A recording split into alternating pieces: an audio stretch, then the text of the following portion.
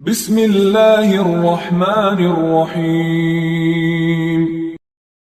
اسحاق نے بیان کیا، ان سے انس بن مالک رضی اللہ عنہ نے بیان کیا کہ رسول کریم صلی اللہ علیہ وسلم نے فرمایا، کوئی ایسا شہر نہیں ملے گا جسے دجال پامال نہ کرے گا سوائے مکہ اور مدینہ کے۔ ان کے ہر راستے پر صف بستہ فرشتے کھڑے ہوں گے جو ان کی حفاظت کریں گے۔ پھر مدینے کی زمین 3 مرتبہ کانپے گی، جس سے ایک ایک کافر اور منافق کو اللہ تعالیٰ اس میں سے باہر کر دے گا۔ صحیح بخاری حدیث نمبر 1881۔ ابو سعید خدری رضی اللہ عنہ نے بیان کیا کہ ہم سے رسول اللہ صلی اللہ علیہ وسلم نے دجال کے متعلق ایک لمبی حدیث بیان کی۔ آپ صلی اللہ علیہ وسلم نے اپنی حدیث میں یہ بھی فرمایا تھا کہ دجال مدینہ کی ایک کھاری شور زمین تک پہنچے گا، اس پر مدینے میں داخلہ تو حرام ہوگا، مدینہ سے اس دن ایک شخص اس کی طرف نکل کر بڑھے گا، یہ لوگوں میں ایک بہترین نیک مرد ہوگا، یا یہ فرمایا کہ بزرگ ترین لوگوں میں سے ہوگا۔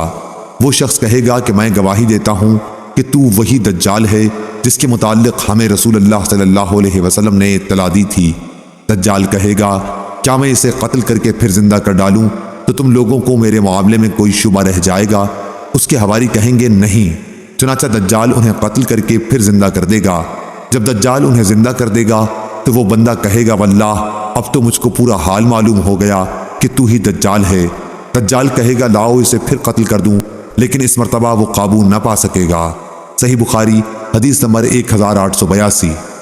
سفیان نے بیان کیا، ان سے محمد بن منقدر نے اور ان سے جابر رضی اللہ عنہ نے کہ ایک اعرابی نے نبی کریم صلی اللہ علیہ وسلم کی خدمت میں حاضر ہو کر اسلام پر بیعت کی۔ دوسرے دن آیا تو اسے بخار چڑھا ہوا تھا، کہنے لگا کہ میری بیعت توڑ دیجئے۔ 3 بار اس نے یہی کہا، آپ صلی اللہ علیہ وسلم نے انکار کیا، پھر فرمایا کہ مدینہ کی مثال بھٹی کی سی ہے کہ میل کچیل کو دور کر کے خالص جوہر کو نکھار دیتی ہے۔ صحیح بخاری حدیث نمبر 1883۔ عبداللہ بن یزید نے بیان کیا کہ میں نے زید بن ثابت رضی اللہ عنہ سے سنا، آپ فرما رہے تھے کہ جب نبی کریم صلی اللہ علیہ وسلم جنگ احد کے لیے نکلے تو جو لوگ آپ صلی اللہ علیہ وسلم کے ساتھ تھے ان میں سے کچھ لوگ واپس آ گئے، یہ منافقین تھے۔ پھر بعض نے تو یہ کہا کہ ہم چل کر انہیں قتل کر دیں گے، اور ایک جماعت نے کہا کہ قتل نہ کرنا چاہیے۔ اس پر آیت نازل ہوئی، فما لکم فی المنافقین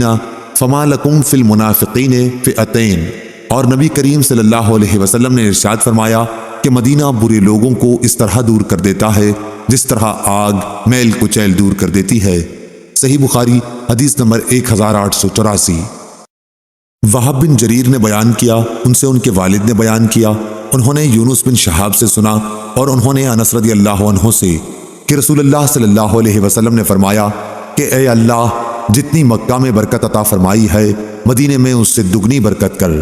جریر کے ساتھ اس روایت کی مطابقت عثمان بن عمر نے یونس کے واسطے کے ساتھ کی ہے۔ صحیح بخاری حدیث نمبر 1885۔ اسماعیل بن جعفر نے بیان کیا، ان سے حمید نے اور ان سے انس رضی اللہ عنہ نے کہ نبی کریم صلی اللہ علیہ وسلم جب کبھی سفر سے واپس آتے اور مدینہ کی دیواروں کو دیکھتے تو اپنی سواری تیز فرما دیتے، اور اگر کسی جانور کی پشت پر ہوتے تو مدینہ کی محبت میں اسے ایڑ لگاتے۔ صحیح بخاری حدیث نمبر 1886۔ انس رضی اللہ عنہ نے بیان کیا کہ بنو سلمہ نے چاہا کہ اپنے دور والے مکانات چھوڑ کر مسجد نبوی سے قریب اقامت اختیار کر لیں، لیکن رسول اللہ صلی اللہ علیہ وسلم نے یہ پسند نہیں کیا کہ مدینہ کے کسی حصے سے بھی رہائش ترک کی جائے۔ آپ صلی اللہ علیہ وسلم نے فرمایا، اے بنو سلمہ، تم اپنے قدموں کا ثواب نہیں چاہتے؟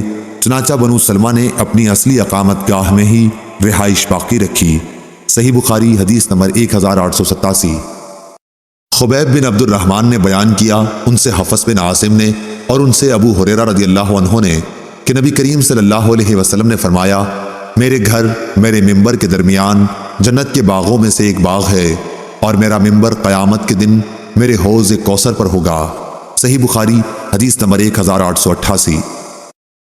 ابو اسامہ نے کہا، ان سے ہشام نے، ان سے ان کے والد عروہ نے اور ان سے عائشہ رضی اللہ عنہا نے کہ جب رسول کریم صلی اللہ علیہ وسلم مدینہ تشریف لائے تو ابو بکر اور بلال رضی اللہ عنہ بخار میں مبتلا ہو گئے۔ ابو بکر رضی اللہ عنہ جب بخار میں مبتلا ہوئے تو یہ شعر پڑھتے، ہر آدمی اپنے گھر والوں میں سب کرتا، حالانکہ اس کی موت اس کی جوتی کے تسمے سے بھی زیادہ قریب ہے۔ اور بلال رضی اللہ عنہ کا جب بخار اترتا تو آپ بلند آواز سے یہ اشعار پڑھتے: کاش میں ایک رات مکے کی وادی میں گزار سکتا اور میرے چاروں طرف ازخر اور جلیل گھاس ہوتی، کاش ایک دن میں مہنا کے پانی پر پہنچتا اور کاش میں شامہ اور طفیل پہاڑوں کو دیکھ سکتا۔ کہا کہ اے میرے اللہ، شیبہ بن ربیعہ، عتبہ بن ربیعہ اور امیہ بن خلف مردودوں پر لعنت کر، انہوں نے ہمیں اپنے وطن سے اس وبا کی زمین میں نکالا ہے۔ رسول اللہ صلی اللہ علیہ وسلم نے یہ سن کر فرمایا: اے اللہ، ہمارے دلوں میں مدینہ کی محبت اسی طرح پیدا کر دے جس طرح مکہ کی محبت ہے، بلکہ اس سے بھی زیادہ۔ اے اللہ، ہمارے سا اور ہمارے مد میں برکت عطا فرما اور مدینہ کی آب و ہوا ہمارے لیے صحت خیز کر دے، یہاں کے بخار کو جحفہ میں بھیج دے۔ عائشہ رضی اللہ عنہا نے بیان کیا کہ جب ہم مدینہ آ گئے تو یہ خدا کی سب سے زیادہ وبا والی سرزمین تھی۔ انہوں نے کہا مدینہ میں بطحان نامی ایک نالے سے ذرا ذرا بدمزہ اور بدبودار پانی بہا کرتا تھا۔ صحیح بخاری حدیث نمبر 1889۔ لیث نے بیان کیا، ان سے خالد بن یزید نے، ان سے سعید بن ابی ہلال نے، ان سے زید بن اسلم نے، ان سے ان کے والد نے اور ان سے عمر رضی اللہ عنہ نے، جو فرمایا کرتے تھے: اے اللہ، مجھے اپنے راستے میں شہادت عطا کر اور میری موت اپنے رسول اللہ صلی اللہ علیہ وسلم کے شہر میں مقدر کر دے۔ صحیح بخاری حدیث نمبر 1890۔